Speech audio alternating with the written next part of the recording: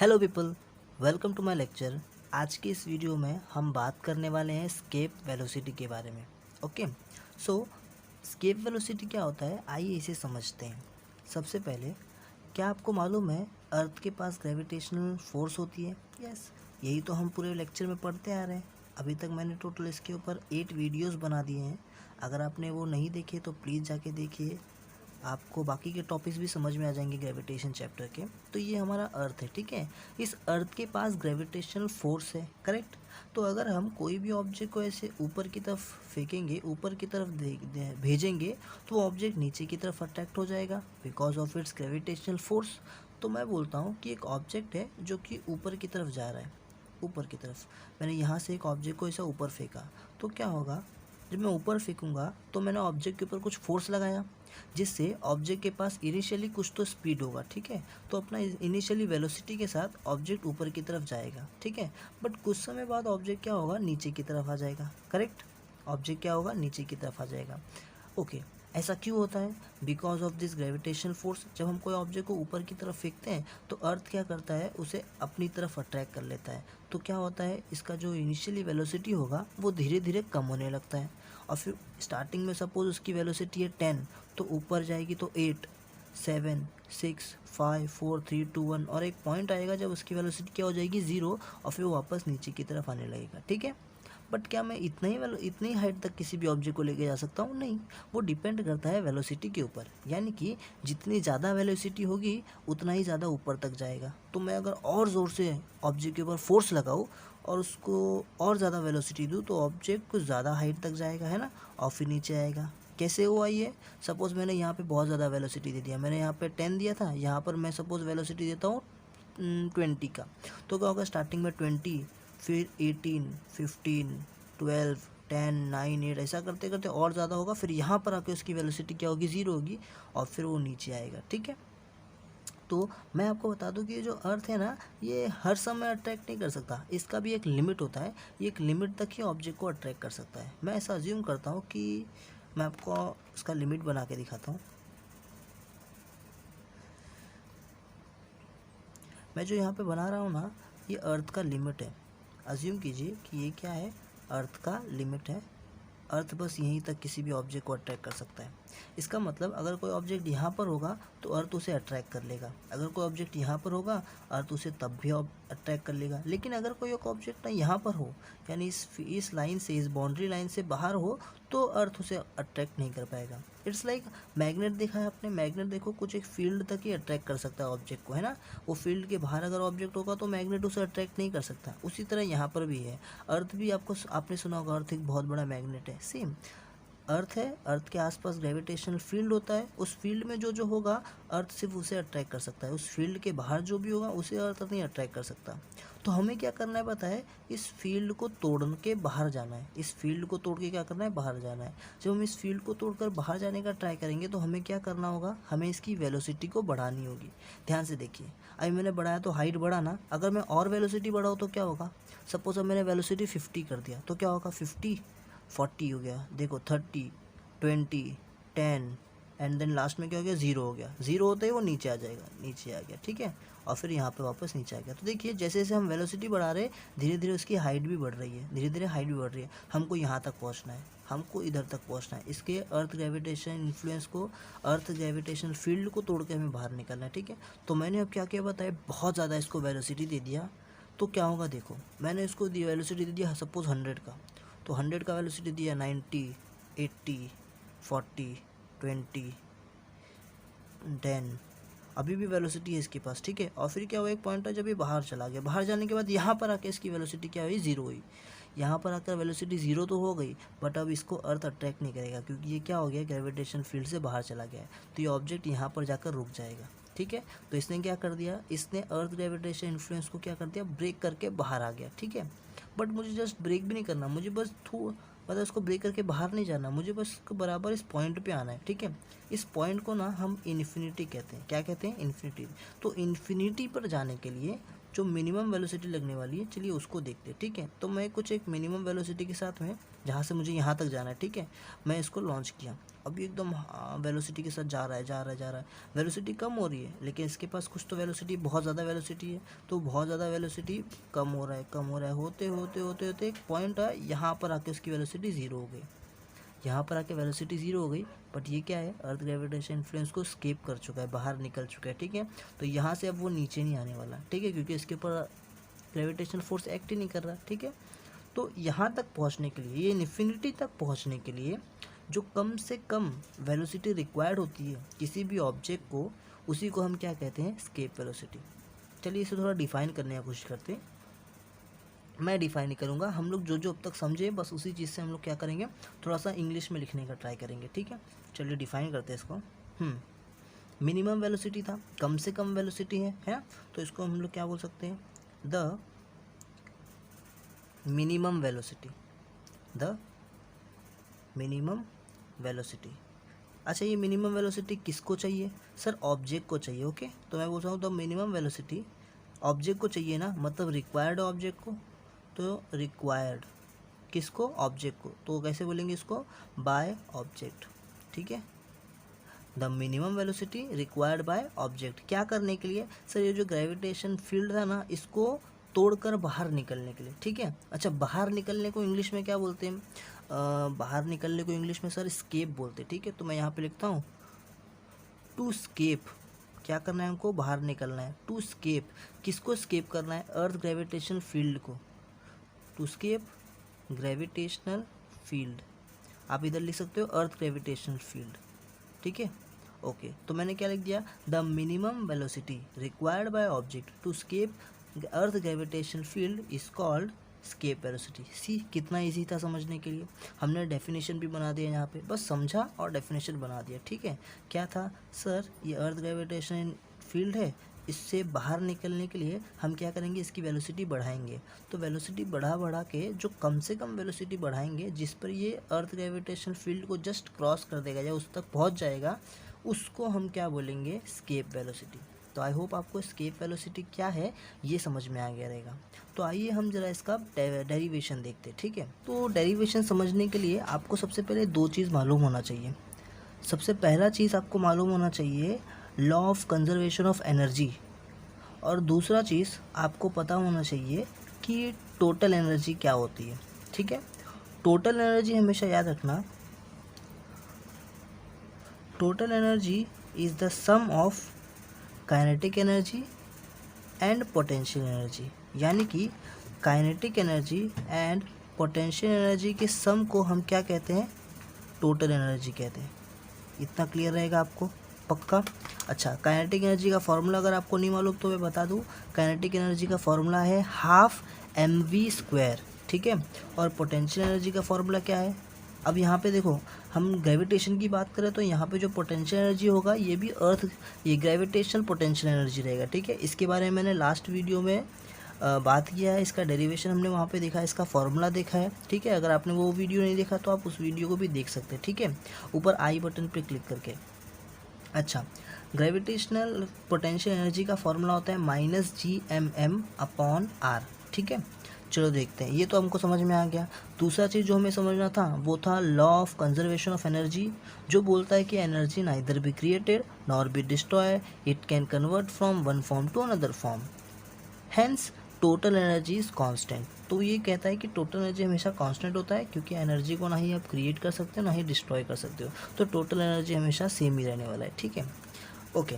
तो हम अभी देखते हैं स्केप वेलोसिटी का डेरिवेशन कैसा है। तो स्केप वेलोसिटी के डेरिवेशन के लिए ना आपको ना टोटल एनर्जी निकालना होगा, ऑब्जेक्ट का टोटल एनर्जी निकालना होगा, और 2 पॉइंट पे टोटल एनर्जी निकालना होगा। सबसे पहला पॉइंट होगा अर्थ सरफेस पे, और दूसरा पॉइंट होगा इन्फिनिटी पे। अर्थ सरफेस पे मतलब मैंने बताया था, सपोज़ ये आपका अर्थ है, ठीक है, मैं इसके आसपास अर्थ ग्रेविटेशनल फील्ड बना देता हूँ,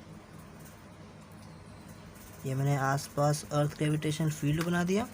मैंने आपको बताया था इस पॉइंट को हम इन्फिनिटी कहते हैं, ये आपका ग्राउंड हो गया, ठीक है। अच्छा, तो जो कम से कम वेलोसिटी से हम इन्फिनिटी तक पहुंच सकते हैं उस वेलोसिटी को हम स्केप वेलोसिटी कहते हैं, राइट। ओके, तो हमको इस डेरिवेशन करने के लिए इस पॉइंट पे यानी ग्राउंड पे यानी एकदम लो लेवल पे और दूसरा एकदम हायर लेवल यानी इन्फिनिटी पर, इन दोनों जगह पर इसकी टोटल एनर्जी क्या है ये निकालना होगा, ठीक है। तो सबसे पहले हम ज़रा ग्राउंड पर निकाल लेते हैं इसकी टोटल एनर्जी, ठीक है। चलिए देखते हैं। तो मैं यहाँ पे लिखता हूँ एट अर्थ सरफेस, ठीक है। अर्थ सरफेस पे हमको टोटल एनर्जी निकालना है और टोटल एनर्जी आपको मालूम है क्या होता है, sum of kinetic energy and potential energy. तो सबसे पहले मैं यहाँ पे काइनेटिक एनर्जी निकाल लेता हूँ। तो जब मैं बात करता हूँ अर्थ सरफेस की, ठीक है, जब मैं अर्थ सरफेस की बात करता हूँ, ये अर्थ सरफेस पे है तो इसके पास कुछ तो वेलोसिटी होगा जिससे आगे की तरफ बढ़ेगा, है ना। तो वेलोसिटी है इसके पास, इसका खुद का कुछ मास भी होगा ऑब्जेक्ट का, तो इसकी काइनेटिक एनर्जी होगी हाफ mv²। क्लियर, इसकी काइनेटिक एनर्जी क्या होगी, हाफ mv²। नाउ हम पोटेंशियल एनर्जी की बात करते हैं। जब ऑब्जेक्ट सरफेस पे होगा तो उसके पास ऑब्वियस सी बात है पोटेंशियल एनर्जी भी रहेगी, है ना। और पोटेंशियल एनर्जी का फॉर्मूला क्या होता है, पोटेंशियल एनर्जी का फॉर्मूला होता है negative of Gmm upon R. तो आपको दिखा यहाँ पे काइनेटिक एनर्जी हाफ mv² है और potential energy negative of Gmm upon R है, ठीक है। हमें टोटल एनर्जी निकालना है, तो चलो मैं इस पर टोटल एनर्जी निकाल लेता हूँ।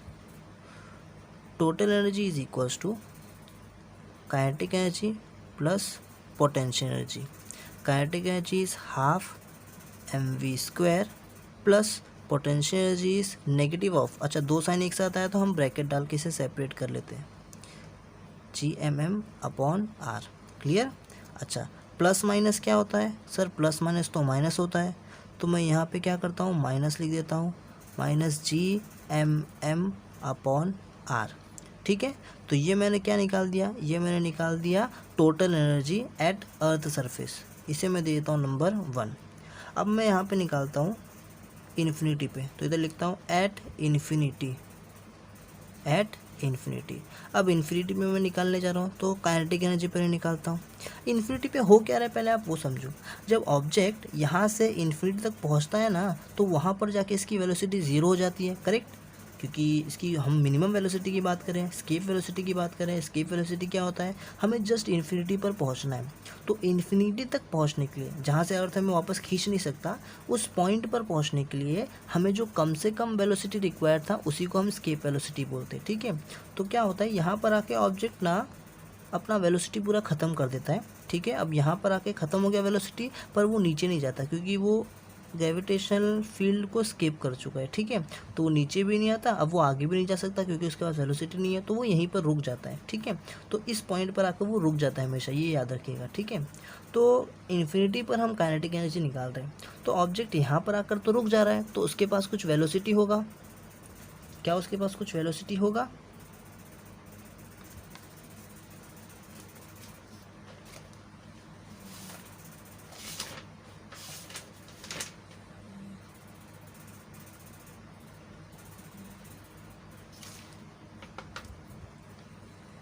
नहीं, तो क्या होगा, उसके पास कुछ वेलोसिटी नहीं है तो क्या हो जाएगा, ज़ीरो, ठीक है।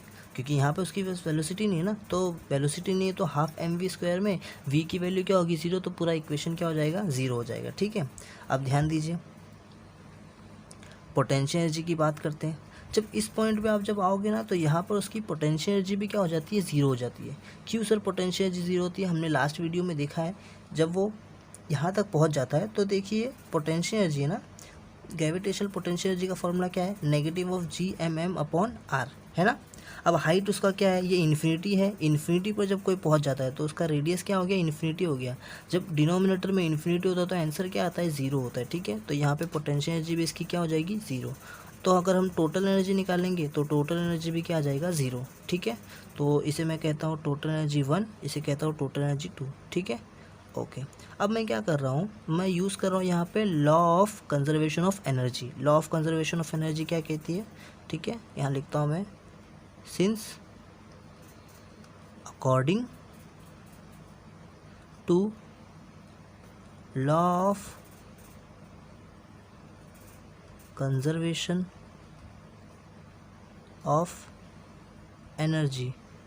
Law of conservation of energy कहता है कि energy neither be created nor be destroyed, just converted from one form to another, hence total energy is constant.